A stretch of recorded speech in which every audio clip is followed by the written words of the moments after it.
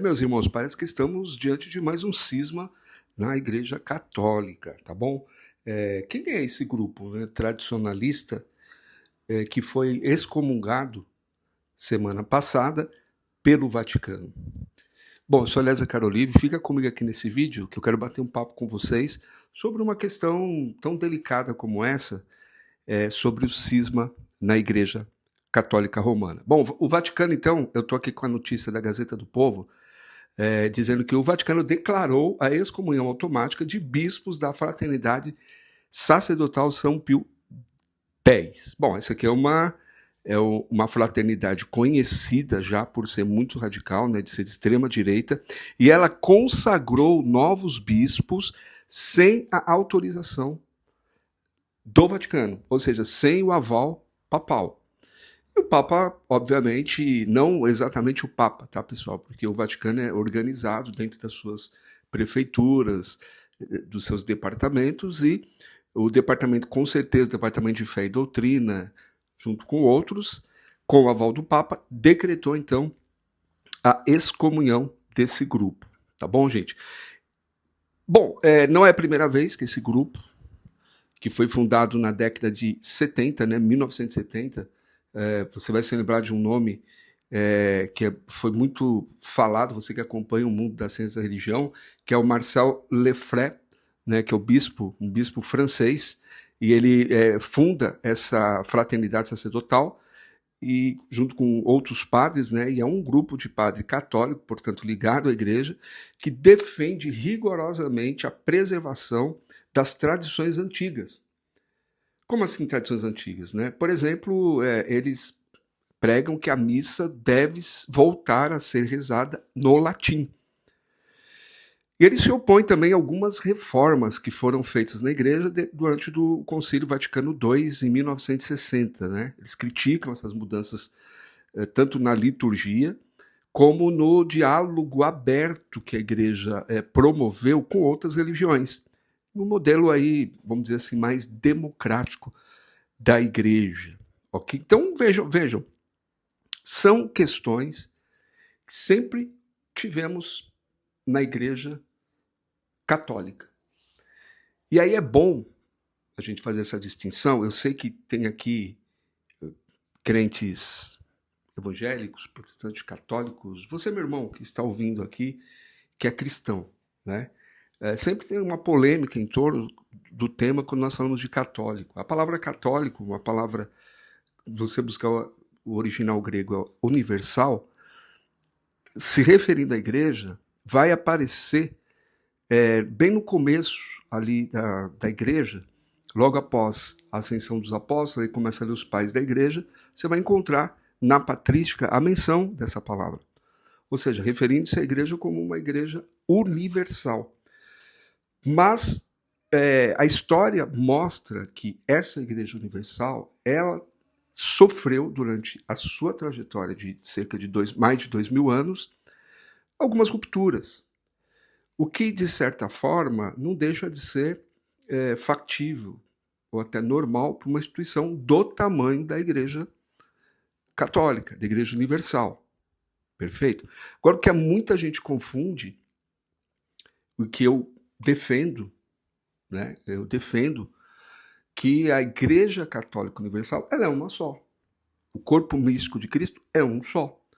Mas essa Igreja Católica que teve a prerrogativa de ter esse nome, católica que nós conhecemos hoje, no Ocidente, é mais a Igreja Católica Romana, que depois ali, no século 3, 4, né, depois de Constantino, passa a ser uma igreja muito ligada às questões do Estado, às questões políticas e todas as situações, tanto positivas como negativas, que você já conhece, e eu já falei disso em alguns vídeos aqui no canal também. Por exemplo, tem um vídeo aqui que eu recomendo que você depois veja, que o título é o seguinte, né? Por que evangélicos estão se tornando católicos?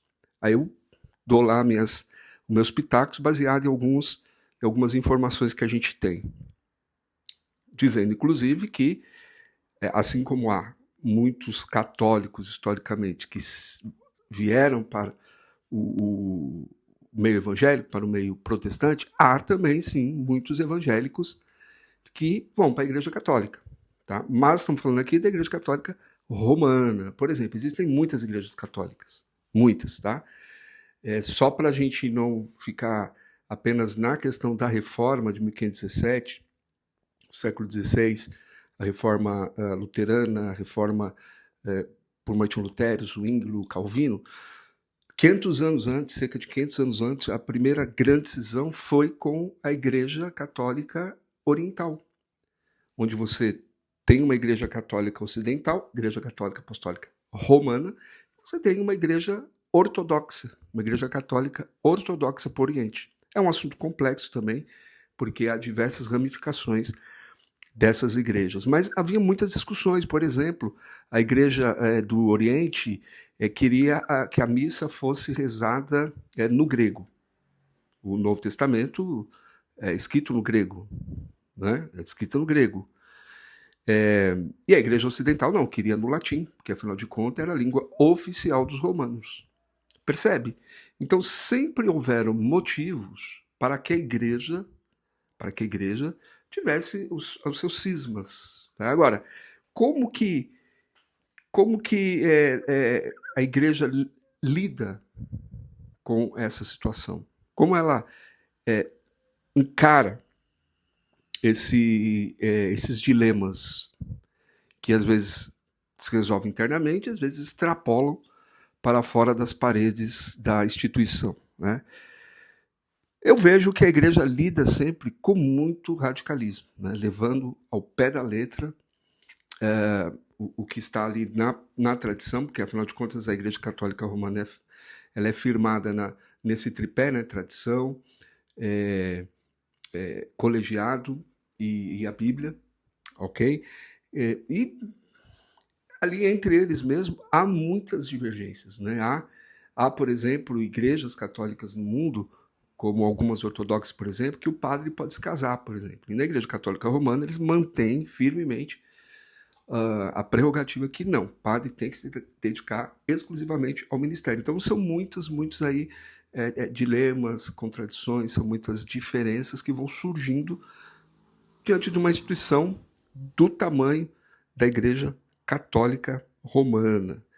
Tá? E agora, gente, essa fraternidade, Pio X, é uma fraternidade que, veja, desde 70, né? Portanto, aí mais de 50 anos que eles vêm batendo firmemente nesse radicalismo mais ultradireitista. E eles realmente questionam, eles realmente vão para cima. Já houve lá em 1980 e alguma coisa, uma situação parecida com o que aconteceu agora, onde alguns bispos foram consagrados e foram também excomungados, e depois houve um esforço aí se eu não me engano, do Papa Francisco, de trazer de volta esses bispos.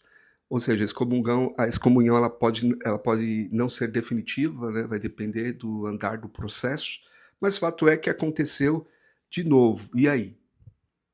Né? Como que a Igreja Católica Romana se posiciona? Porque há muitas críticas, por exemplo, aos protestantes, por que eles saíram, por que houve o cisma, as rupturas. Há muitas críticas com os ortodoxos, há muitas críticas com tantos outros, e há sempre irmãos católicos defendendo que a igreja é uma só, que tem que ser a Igreja Católica Apostólica Romana. E aí, como a gente lida com uma situação como essa, com diferenças tão discrepantes, né, com situações em que às vezes não é possível diálogo, né? Os bispos aqui bateram os pés, consagraram os novos bispos e a igreja teve que tomar decisão radical, como ela já sempre tomou historicamente, quando a doutrina, quando a teologia, quando os costumes, a tradição dela é questionada, né, excomungou os bispos, excomungou essa fraternidade. Né? Essa postura radical não é só na Igreja Católica Romana, não. Muitas igrejas cristãs têm essa postura radical que não permite o diálogo, não permite um denominador comum. Né? Ou seja, é assim ou é assim. Então talvez seja um tempo da Igreja Católica Apostólica Romana, mais uma vez, refletir, né, sobre qual é a igreja para esse tempo. Obviamente a tradição é cara, nós precisamos manter muitas coisas da tradição, mas as pessoas estão acima de tudo, né, gente?